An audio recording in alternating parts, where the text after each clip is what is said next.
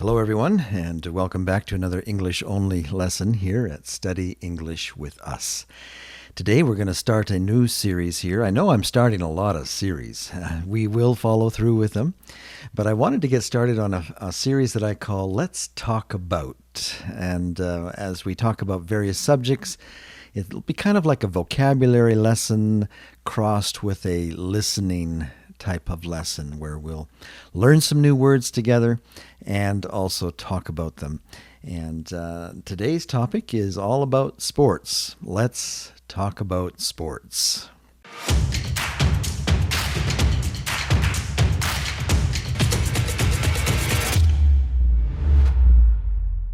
Since I'm holding the controller and have developed the lesson here, I think that I'm going to start with probably my favorite sport, and that's probably because I grew up here in Canada, and that is hockey. And hockey actually might be a new concept to some of our students, but it is a game that is played on ice, and you put on some skates, you skate around the rink, and you shoot this disc-shaped puck, we call it, and you try and get it in the net. And it's called hockey. Hockey. It's a rather rough sport, actually. You can see that the gentlemen here have a lot of protective gear on, especially for their head. It's because part of playing hockey is to come up against a player and just give them a big check and throw them into the boards. Let's see if we got a shot here. Yeah, the whole rink is surrounded by these boards, and part of the game is to come up and give your opponent just a big shove into the boards, and you can end up landing on your head on the ice, and without those helmets on, you could really do a lot of damage. But it's a lot of fun. It's a fast sport, and people in Canada really enjoy their hockey. In fact, almost every young boy in Canada learns how to play hockey. He joins a little league and even has competing games against other leagues of youngsters around town. And so it's really big in our culture here in Canada, the game of hockey. Now, this next sport can be a little bit confusing to some of our worldwide students, because football to many people is something different than what we call football here in Canada and the United States. Here in the United States, if you can see this photograph of the man holding the ball there, the ball looks quite a bit different than the football that most people are familiar with around the world. Let's take a closer look at it here. You can see it's kind of an oblong shape. And to make it clear what game you're talking about, some people call this American football. But it is a very popular sport here, especially in the United States. Again, it's quite a rough game. You can see the types of helmets that these guys are using here. People today in sports medicine are even questioning whether it is safe these days to play football the way we've been playing it, because there's so many people that get such severe head injuries from playing this game that by the time they're only 30 or 35 years old, they're really losing a lot of their mental abilities because of so many head injuries. So that's an interesting point about American football. Now, because we call this sport football, we have to call the other type of football something different. And maybe you've heard of this term as well, but we call it soccer. Soccer. That's what everybody else in the world calls football. Well, we call it soccer. As you probably know, is the most popular game in the world. Statistically, there's more soccer played and more fans than any other game in the world. Soccer. Another really popular sport here in Canada and the United States is called baseball. In fact, I think this is the one that people call the all-American sport. The all-American sport, baseball. Although other countries have picked it up, I know that there's a lot of baseball played in the Caribbean. I hear of baseball in Japan. And so maybe in your country as well, there's also baseball. But it is played with a very small ball. We can see in this photograph here. And it's hit by a bat. And after you hit the ball, you run to a base on the field. And if you get there before your opponents throw the ball to first base, then you're safe and you can continue running around the rest of the bases. And if you make it all the way home, then you've scored a goal. Baseball. Another very popular game here in Canada and the United States is called basketball. In fact, I believe that basketball, if I've got this right, basketball was invented by a Canadian. And it is a really popular sport. In fact, the town where we live close to, I shouldn't call it a town, the city that we live close to, Toronto in Canada, last year took the World Championships. Our Toronto Raptors took the championship. I might have just given myself away there. I'm not a big sports fan. I think I probably just called it the wrong thing. The World Champions, probably not correct. But for the North American leagues, Canada and the United States, they took home they won the finals. Basketball. Of course, with the coronavirus, all of these games have been canceled, and sports fans today, I'm not sure what they're doing. They may be watching old games that they're playing over again. I don't know, just to have something to watch. But basketball is very exciting. I kind of like basketball because it is a no-contact sport. We talked about how hockey and football are very rough sports. They're very can cause a lot of injuries to the players. Well, basketball, because you're not supposed to touch your opponent, you don't see as many serious injuries. The types of injuries that you might find on the basketball court are more of sprained ankles. And that's a lot better than brain injuries, brain damage from playing the sport. Volleyball. Now, here's a sport that I think that is quite popular around the world. I know I have a lot of friends in Europe that really enjoy playing volleyball. I see people playing in Africa.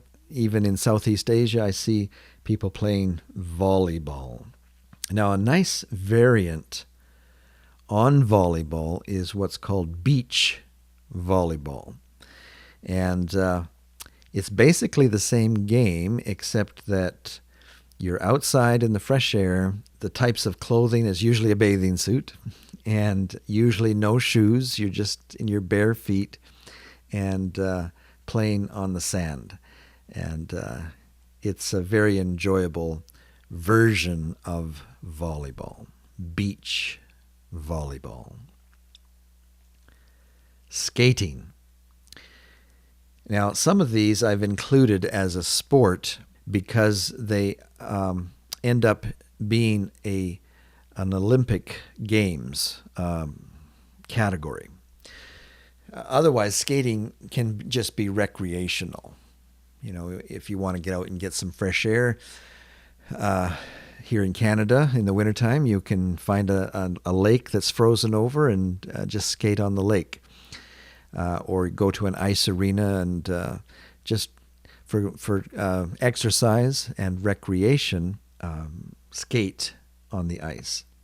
But in addition to that, as people really become good at skating, they can join teams and do racing on their skates. And that becomes an Olympic event. Sadly, it seems as though the Olympics are going to have to be canceled this year. I know I always look forward to the Olympics year so that we can see some of these sports on TV. And it was scheduled for this summer in Japan, but because of the coronavirus, it looks like it's going to be postponed a year. And so we're going to have to wait another whole year to see some of these events at the Olympics. Now, a version of skating is called roller skating. When you don't have ice, you can put on these special shoes that have wheels on them and skate around kind of like you're ice skating, but it's different. Same, but different. And yet it's something that you can do out in the warm weather. Find a place that has a smooth ground. Often there are parks that you can go to roller skate. There are also rinks and arenas that are designed for roller skating, and that's available in the summer times. Even in Canada, we don't usually keep our ice arenas, or most of them are not kept through the summertime because it just costs so much to keep the building cold enough to have ice all summer long. And so sometimes some of these places will turn their rink into a roller rink. And so people can go roller skating there. Now, if you want to go a little faster, take a look at the wheels on these shoes are just 4 wheels all in the same row, all in a straight row. And this is called roller blading. Roller blading. It is popular for people who want to go a little bit faster than what you can with roller skates. Roller blading. This actually gives you a good workout when you put these on and go 5 or 6 kilometers. But whether or not this is a sport, that's a question. It's probably more a recreational activity. Swimming. Again, maybe just recreational, but because it is something that is included in the Olympic Games, we included it here because a lot of people become very good at swimming and different types of strokes, and so they will take it up as a racing thing and compete against other swimmers, and the best ones go to the Olympics. Swimming, and that would be a sport. Skiing. In addition to the Summer Olympics, there's also the Winter Olympics, and this is one of the events at the Winter Olympics. And here in Canada, we've hosted the Winter Olympics a couple of times, and it's always enjoyable to send our athletes to the Winter Games so that they can compete on the slopes. But more than just a sport, it's also a very good recreational activity. If you ever get the opportunity to come and visit us here in Canada, it would be a good thing to put on your itinerary to go to Western Canada, the province of Alberta, and go to the Banff area. And I recommend Lake Louise and also Sunshine Village as 2 of our best places to go skiing. Vancouver area also has what's called Whistler, just north of Vancouver. It's also very beautiful and a wonderful place to ski. Skiing. These days, a lot of young people especially have taken up what's called snowboarding. And you'll notice the difference between skiing and boarding is that this guy, it's only one ski, but it's a much wider ski than what you would use when you're skiing. And so they call it more of a board than a ski. They strap themselves onto this board and go down steep slopes and make huge jumps and land. Sometimes they twist several times before they land. It's just amazing what these guys do on their snowboards. Snowboarding.